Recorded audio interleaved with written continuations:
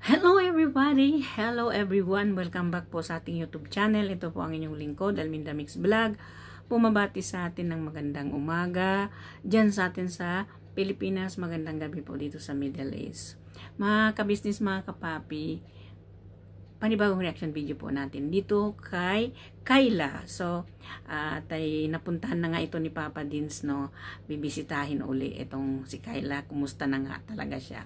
So, well, mga kabisnes, mga kapapi, bago tayo magpatuloy, baka sakaling hindi ka pa kayo naka-subscribe dito sa aking munting bahay, baka pwede pong pakipindot ng subscribe button dyan at ng notification bell para updated po tayo lahat sa aking mga nire-reaction ng video sa Kabisnes Official, Papa Dins TV at Kabisnes Family.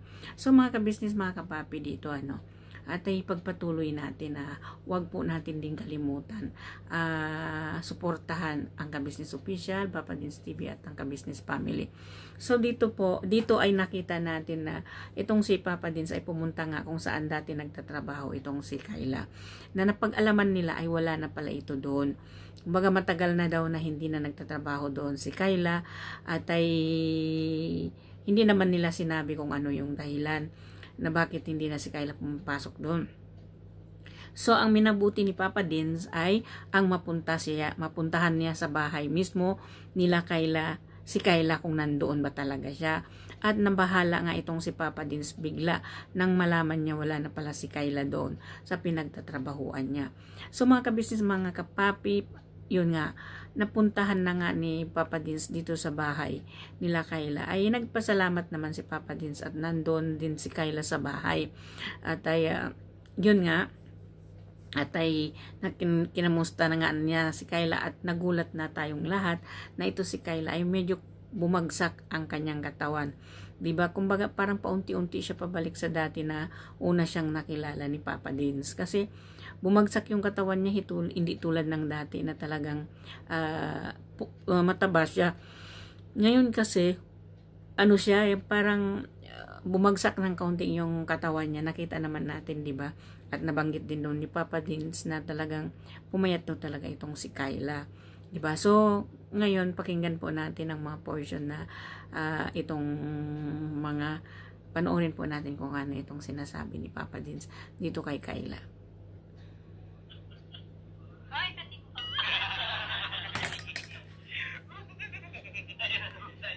Siling ko na naman. Dami kong mga plano na hindi na magpapalala. Yun nga, at sinasabi nga ni Papa Dins ay sumama na siya uli dito. Ang sinagot na naman ni Kayla, sa susunod naman naman daw na linggo. Doon at natawa na naman si Papa Dins kasi panay na lang talaga ang rason nitong ni Kayla pag pumunta dyan si Papa Dins sa isang linggo na lang na naman daw. Kaya napatawa ito si Papa Dins na walang pagbabago itong si Kayla, lagi na lang na ganun. Sa susunod na linggo na lang o lagi, diba? Hanggat nga ngayon kaya nagkaganyan nga siya ngayon, bumalik nga siya sa yung bumaba ang kanyang timbang. Parang pumayat kasi siya dahil nga din medyo matigas kasi ang ulo nitong si Kayla. So, continue po natin mga kabisnes, mga kapapi. Alam pa kitang bigyan ng cellphone. Gusto mo ba cellphone? Oo. Eh, paano kita mabibigay? Ayaw mo naman sumunod sa akin. Sumusunod na nga. Sumusunod lang. Oo, paano? Pag nagpunta kayo dito, tarahan tayo sa sama. Sigurado ka? Oo. Parang hindi. Eh, kayo po na sa inyo, okay lang ba isama namin siya? Okay lang naman sa akin eh. Kasi, halimbawa, kagaya niyan, hindi na siya napacheck up, di ba? Para mapacheck ulit natin siya. O gusto mo ba yan, papacheck up? Para... Uwi naman nila ikaw eh. Oo, uwi ka pa rin namin dito. Kagaya pa rin ng dati. Wala naman nagbago, ikaw lang nagbago. Oo, ikaw lang nagbago, hindi mo na kami mahal. Ano? Hindi mo nga pupunta eh. Ano? Eh, paano pagpupunta kami? Lagi mo naman kami tinataboy. Hindi naman ah. Cute ng reaction niya mga babi. O, sa susunod na linggo, balikan ka namin. Oo. Huwag mo na sana, kasama ko kasi sabat ko yung sound. No, sige. Tapos na daw po. Pagka sumama ko sa'yo, sakay na naman. Sa pangalan mo na yun. Oo, Ang yung pinag-aalala ni Kayla, pag hindi daw niya makuha yung sahod, baka kukunin ng nanay niya. Napakasalbahe talaga ni Kayla, no? Wala talaga. Paano makukuha ng nanay niya yung sahod niya? Samantala, pangalan nga niya yun ang sabi ng nanay niya, di ba? Hindi naman talaga yung makukuha kahit sino kung ikaw ang may pangalan noon. Kayla, pasaway ka talaga kahit kailan. Hindi ka na talaga nagbago. Di ba? So, pakinggan po uli natin ang kung anong sinasabi nitong si Kayla. eh, sayang naman, ma-expand. Hindi, may record kasi andun pa yung record ko. Bali, ikaw rin ang nakaano doon. May record kasi ako pa doon. Pwede mo naman kunin yun. Eh, kasi Hindi pinapapasok naman ko. mawawala yun. Ayaw naman nung anak kong bunso na magtrabaho na ako. Kasi pumasok na ako doon, ayaw na talaga. Kung mamaya na yung mahirap pa doon. Pero ito na ito gusto ko totoo ha. Gusto ko lang po yung totoo. Minsan ba napapansin niyo pa rin siya na lumalabas, bumabad? Kasi sabi ni Pastor yun sa akin. O kaya naman nandiyan sa gilid. Nakaupo tapos wala siyang pambaba. Nangyayari pa po yun. Ay, hindi na kasi nalibang na siya sa trabaho. So pag hindi siya nalilibang, ganun ang nangyayari. Hindi man din. Nakaupo na siya sa bahay na higa. Nakahiga. Eh bakit tuwing darating kami doon siya lagi nasa likod. Doon siya nakahiga. Hindi, doon siya namamahinga. Kaya nga, doon siya nakahiga sa likod. Ay, ini. Alam mo dito. Yan. Diyan talaga ng hideout niya. Pag nasa dyan siya nahihiga, meron siya nakag. Bakit doon ka nahihiga? Hindi, nakalimutan kasi dito sa loob eh. Mainit ba dito? Hindi naman. Oo, mainit na mainit. Mainit. Yung electric fan. Ginagamit nila. Kaso kulang kayo sa electric fan. O kasi pagka nandun ka sa likod, simento yung lababo doon, no? Tawa ng higa. Lalamigin ka talaga. Oo, di yung likod mo niya, puro lamig na. No? O ganito, pag sumama ka sa amin sa susunod na linggo, bibili tayong electric fan. Ayun. Meron na naman itong, kumbaga, inano si Papa din sa kanya. Kumbaga, para kasi ma-inspired siya. Dahil nagrereklamo nga itong si Kayla na mainit daw dito sa loob ng kanilang bahay. Kaya nandun siya nanatili sa labas kung saan yung doon nga sa may kitchen na doon sa labas na doon daw itong humihiga. Eh, sabi ni Papa din ay masama nga naman talaga yun sa likod natin, lalo na't pag humiga tayo sa semento. Kaya sabi ni Papa din, pagka pumayag kang sumama sa amin, ay bibighan kita ng electric fan. So, tingnan natin dito kung ano na naman ang isasagot ni Kayla rito. Para hindi ka na doon lagi sa likod. Kasi, siyempre, kaya nga nilipat ko kayo rito para maayos yung tinutulugan. Di ba? Para pare-parehas kayong maayos ang kalagayan. Hindi yung sila nanay nandito. Tapos ikaw nandun pa naman sa likod. Kasi dito, gaya niya na po na kanya Ano pong sabi ng may-ari? sabi papagawa, kaya lang, kung papagawa yan, hindi na nila maalalagyan sa akin. Paano na, may nitapakan. Hindi, dapat sila po ang gagawa ng paraan yan. Buhay nila ng parang inaayos kasi bubong niya, ano na yung parang nabubong. Kasi sila ang ano po niyan eh. Sabi niya, ng kalahatian ng taon na yun, pag matagal na, ililipat ko kayo. Sabi niya, ayaw na niya. Kasi hindi daw siya upload dito. Marami na upahan niya doon. Kaya umanap ka ng bahay na hindi kayo mawala, hindi kayo kasi mapaparin namin dito. Lalahangin siya, umaabot lang isang bahay, kita na yun. Ayan lang, wala kami TV. Wala kami ano. Tapos ang namin kami ng dalawang kapitbahay ko. Isang apat na raan, isang buwan. Apo. Malaki talaga pinigyan ko. Kaya ayaw pagkain. Hindi, kasi nung nilipat ko naman kayo dito, tawag dito, eh, tinanong ko naman din kayo, di ba? Kung bakit ano, sa ibang sense. Tsaka, sabi di ba nung may-ari, nung nakausap niyo, na ipapagawa din naman. Kanya nga lang, hindi ginagawa pa rin pala. Hindi ka maghanap din namin ng may-ari din. Kamag-anak ni may-ari. Oo, bakit ganun? Kasi, bakit ganyan may-ari na yun? Eh, kamag-anak niyo dapat, priority kayo. Hindi naman sa pag-ano, di ba, mga kapapi? Pero, siguro hindi ko napakimasukan pa yun. Yung ganung matter. Basta ang sa amin, yun ang huli kasing usapan diba? Sinunod ko yung usapan naging na panatag ako kasi ipapaayos na. Kanya nga lang yun pala. Kaya naitag ko na. Alam naman ni Sally yan eh. Yung isang kamag-anak ko. Sabi niya, o tita, gusto lumaban. Mahali naman sabi niya. Pero mga tag-araw na mahirap ngayon dito. Ba't kasi pagdaan ko ba? Kasi sinabi ko hindi wala na pagdaan ko. Wala malaki ka sa akin. Nga po. Kaya lang ang kailangan. Kaya hindi naman kami nag-ano dito. Gusto mag-ipat mahali naman. Nga po. Wala namang ano. Wala naman ano sa Shoutout kay Ate Cory. No, kay Ate Cory. Si Ate Cory na ang sasagot. Hintayin lang natin. Ate Cory. Ang mga pinaka... tag-araw na daw siya mag-ano. Basta ang sa akin ito, malusugan ni Ate Kayla. Ang pinaka main concern ko. Kasi ako tapos na ako sa part na ilipat ko sila ng bahay. Tapos na ako doon ayun. Ate Kayla, sama ka na. Umira, nakangiti ka na naman dyan.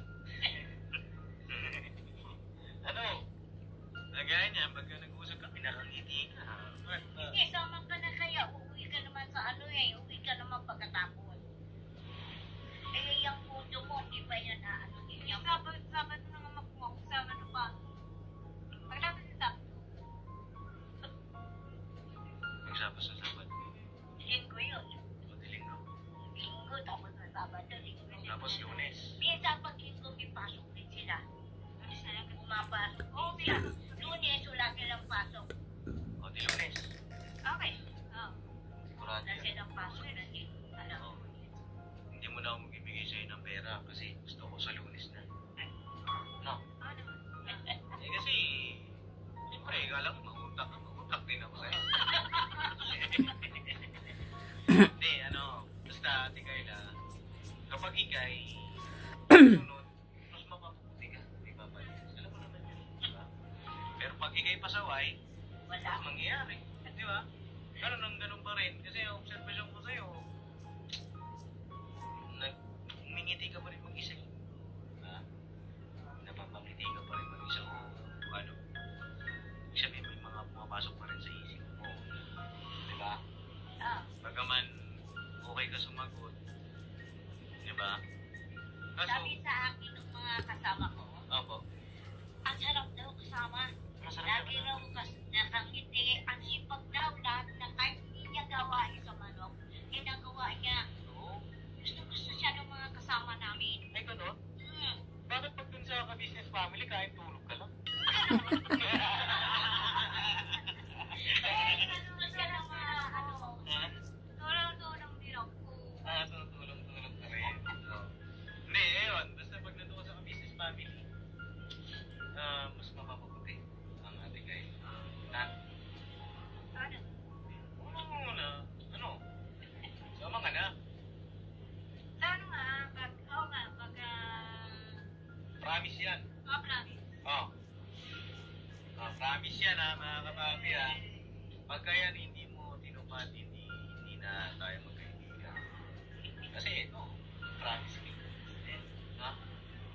Kasi babalik ako ng Lunes. Lunes ako babalik para uwi ka. Tapos makashoot ka muna doon, banding. Tapos magkaroon tayo, pa-schedule tayo ulit kay Doc Vincent. Miss mo na Doc Vincent. Shoutout mo Doc Vincent, nanonood yun.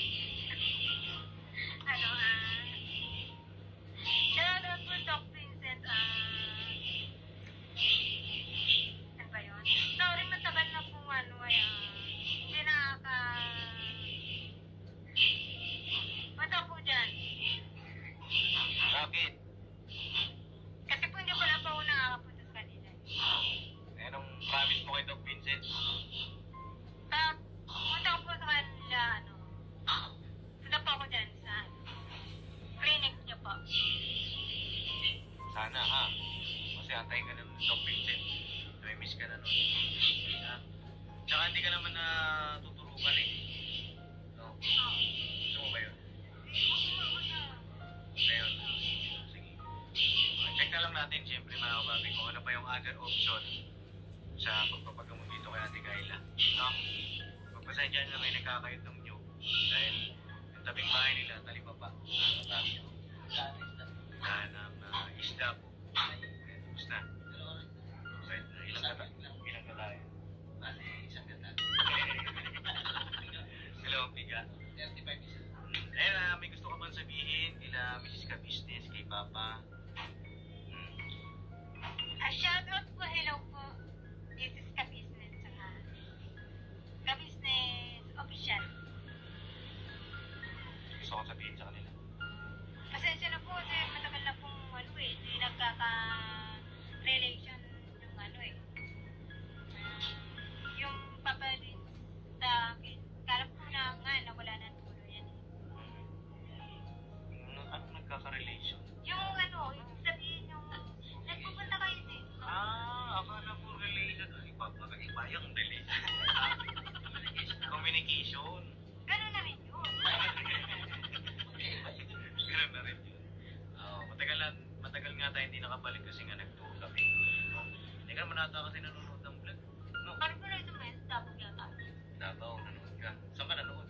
Narin ko yan. Susunod ko yan. Kay Ate Ix. Kay Ate Criselta. Ayun, Nay. Nag-Davao kasi kami dito. Kaya hindi rin ako nakabalik agad-agad. Nanonood kami. Kalam na sabi, ay, birthday pala ni Papa. Birthday ko pa mo. Sabi ka, baktiin mo ka ko. Birthday ko, wala man lang. Paano yan? Hindi kailan pa ako babawal? Papunta na sa inyo. Punta sa amin ha. Mabawi ka, birthday ko ha. Marami yan. Promise yan ha. Promise yan ha. Nakakababi, nag-promise na si Ate Kayla. Oo, mabawi daw, Paps. Mabawi.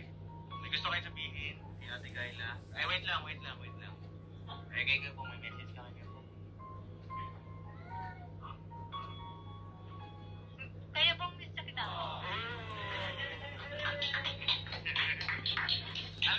So, ayun nga mga ka-business, mga kapapi. At ito'y, kumbaga nangako na siya, nag-pinky promise na siya dito kay Papa Dins na siya isasama na next week. Kumbaga sa Monday, pwede na siyang puntahan ni Papa Dins na kukunin siya.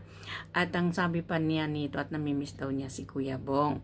Yun, talaga namang si Kayla ay, kumbaga hindi makakalimot sa taong nagbigay ng halaga sa kanya na minahal siya, di ba? Hindi niya nakakalimutan yun. Yun ang maganda dito kay Kayla, di ba mga kapapi? At ang maganda kasi dito kay Kayla ay kahit kasi anong anuhin mo sa kanya, lagi lang kasi siyang nakangiti. Yun ang sinasabi ni Papa Dins na napapansin na naman daw nila itong si Kayla ay gumingiti na naman nag-iisa. Kumbaga na kahit walang gumingiti kasi siya. Yun kasi yung laging napapansin ni Papa Dins sa kanya noon pa man. Na hinto yung pag-ano niya ng ganyan nung magmula nung ina-injectionan siya. Nawala yan na yung parang pag-ngiti-ngiti niya na nag-iisa siya. Sa magmula nung hindi na siya na-injectionan, bumalik kasi at sabi naman ng nanay niya iniinom naman daw ni Kayla yung mga gamot, hindi naman daw pinapabayaan magmula noon. So sana nga at ay sasama na ito kasi nag-pinky promise na nga siya kay Papa Dins na talagang sasama na siya. At yun ang pangako niya. Inaantay lang daw kasi niya yung sahod niya dito sa kanyang trabaho, kung saan siya nagtatrabaho, dito sa Manukan. Kasi para pagbalik daw nila Papa Dins ay sasama na siya. Alam naman natin to. Kaya pinupursige ni Papa Dins ay para kasi sa kabutihan ni Kayla, sa kalusugan niya at kabutihan niya at sa kanyang future, di ba? Kasi alam naman po natin na ganito tong siya. Siyempre, pag hindi ito, kumbaga hindi ito nakita ni Papa Dins, saan ito hanggang ngayon nandoon ito ba naliligo sa ilog? Nang dahil kay Papa Dins ay nagbago yung buhay ni Kayla, di ba? Pero sadyang kasi nang medyo katigasan yung ulo niya, kaya ganyan. Paano natin maano yung niya na kasi medyo kasi matigas ang ulo nitong si Kayla. Di ba mga ka-business, mga kapapi? So sana sa pagbalik nila Papa Dins ay makasama na siya at hindi, kumbaga hindi na rin siya magsabi na hindi siya sasama kasi yan nga nag-pinky promise siya kay Papa Din. So, ang sinasabi ni Papa Din, alam mo ba yung pinky promise? Pinky promise yung mga ako ka, dapat tuparin mo, hindi mo yung hindi tutuparin. So, sana ito sasama na siya pagkabalik nila Papa Din, kukunin siya. Mga kapapi, mga kabisnes, diba? So, yun na nga, at ay nakita na naman natin muli si Kayla. Ito naman ang sinasabi ng mga nanonood kay Papa Din na gusto nilang mapanood si Kayla dahil nga matagal na nila itong hindi napapanood. Diba mga kabisnes, mga kapapi? So, well, sana nga ay sasama na itong si Kayla. Abangan po natin at please po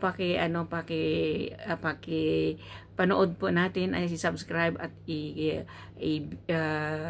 i-likes po yung mga video ni Papa Dins TV at ang kabisnes official kabisnes family. So, shout out po doon sa mag-amang kabisnes kabisnes at Papa Dins TV. So, well, hanggang dito na lang po ang aking reaction video dito. Sana po ay nagustuhan ninyo.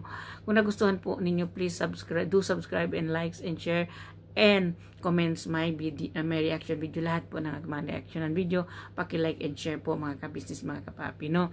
So, wag po natin kalimutan, suportahan ang ating mga kasamahang reactor, sina Taong Gala Vlog, Analisa Reality Vlog, Anime Reactors TV, Kalingap Turak, Persi Katangay, MK Inday Okray TV, at ang inyong lingkod po, Arminda Mix Vlog, at ang Taong Gala po.